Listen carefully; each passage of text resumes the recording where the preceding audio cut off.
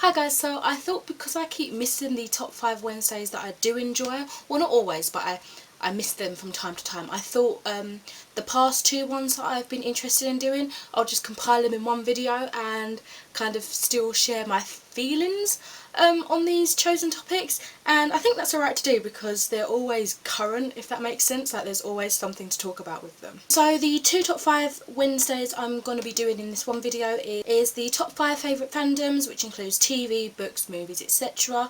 That was from January 6th. And the disappointing eye candy books, so books that looked beautiful but were awful, and that was from January 27th. So, let's begin with the Fav Fandoms. So I'm just going to pluck these out of the air, kind of going by order of TV, books and movies, I guess.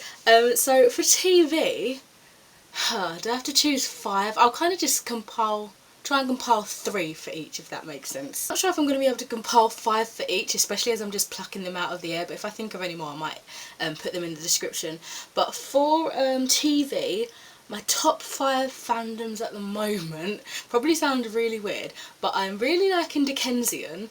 I'm not going to go into detail about these things, but if they sound interesting by the name you can feel free to look them up. So I'm really liking Dickensian on BBC One. What else am I liking? American Horror Story generally, not particularly this season, but American Horror Story generally. Oh, what else? What else? Adventure Time, Gravity Falls, and I think I'm on my 5th one now. Let's see. What else am I really liking? Oh, I've got to say, I think I've got to say Merlin. I haven't seen it for so long. No, okay. It's either a toss-up between Merlin and Game of Thrones. I almost forgot about Game of Thrones. But yeah, those are my 5, I think, for TV. For books, definitely the Percy Jackson series by Rick Riordan. I might be like stingy and also include, but as a separate one, the Heroes of Olympus series. I think that's the 2nd series, isn't it? Yeah. And also, oh, what else? Death Note, the manga of that. I'm just looking at my bookshelf now.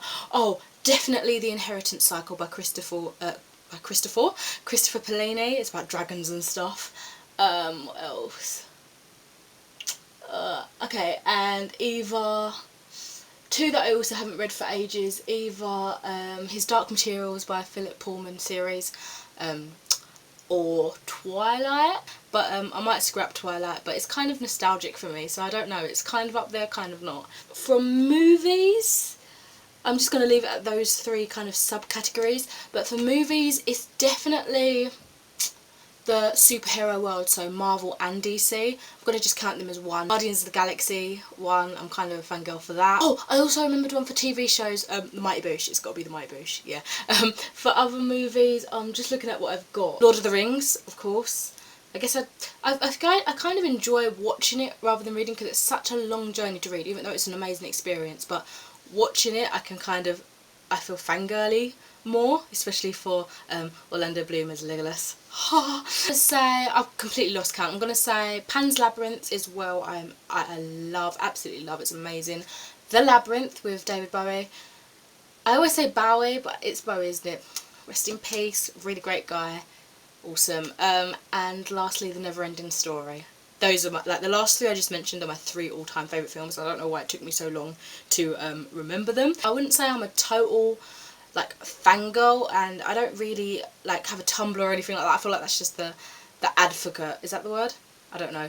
I feel like that's just like the perfect example of fangirliness and fandoms, Tumblr, but I don't have a Tumblr, so I don't feel like I'm a loyal fandom fangirl person.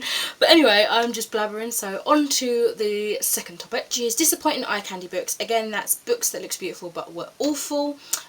I couldn't pick 5. I did have 5, but then I remembered I actually really love that series and I don't know why I was putting it on this, but yeah, I've got 4, so sorry guys. Aren't in any specific order or anything like that.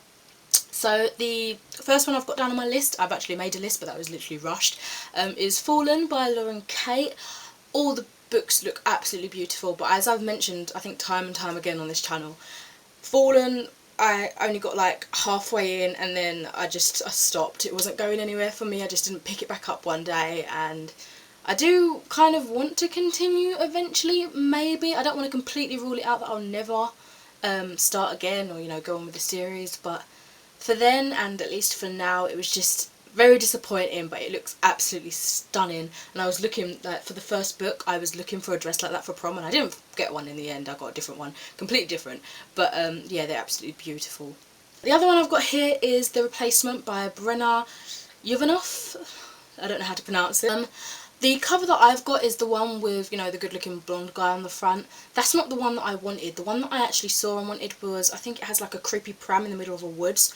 That cover looks absolutely beautiful, and obviously that's why. I mean, I read the synopsis and I thought, oh, that sounds really eerie, really cool. I was going to say cute, I don't know why. And the pram just like sold me. It looked so awesome. And it was just a huge flump, like, it was not good at all. I just...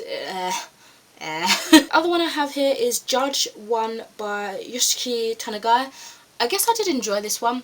It just, because I had recently watched, or I think I was watching Danganronpa, the anime. Reading that just felt way too similar to this, so it didn't feel original, it didn't feel unique. It was just, like, repetitive in that kind of scene, if you know what I mean, so I didn't end up enjoying it. I mean, I think I would have liked it if I maybe hadn't watched Danganronpa, or maybe read it at a different time, and then I could loosely relate it to, oh look, this reminds me of Danganronpa, but still enjoy it a lot, but unfortunately that wasn't the case. And then the last one I've got on here, which may shock some of you, but maybe not if you've seen my review on it, that is A Court of Thorns and Roses by Sarah J Maas. Never know how to say it, for God's sake. I should watch, like, her in an interview or something, but I don't. Yeah, this looks stunning, as all of her covers do. They look absolutely beautiful, but I was fooled. I was blinded by the beauty, and the beauty tempted me, and I was left to, oh no, utter destruction. It was not as awesome as I was hoping. Really not as awesome as I was hoping. Did that sentence just make sense? I don't know.